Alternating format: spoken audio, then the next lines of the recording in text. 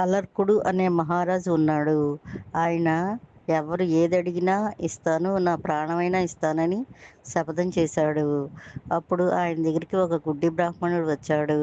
అయ్యా, మీ కళ్ళు నాకు ఇచ్చేయండి, మాకు చూపు వస్తుంది అని చెప్తాడు.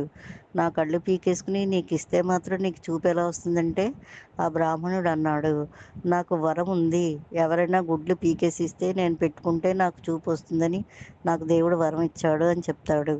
సరే అని అప్పుడు అలర్కుడు తనకి పెద్ద గోళ్ళు ఉండేవి, ఆ గోళ్లతో 2 కళ్ళు పీకేసుకుని ఆ బ్రాహ్మణుడికి దానం చేశాడు. ఆ బ్రాహ్మణుడు ఇలా కళ్ళ దగ్గర పెట్టుకున్న వెంటనే ఆయనకి చూపు వచ్చింది.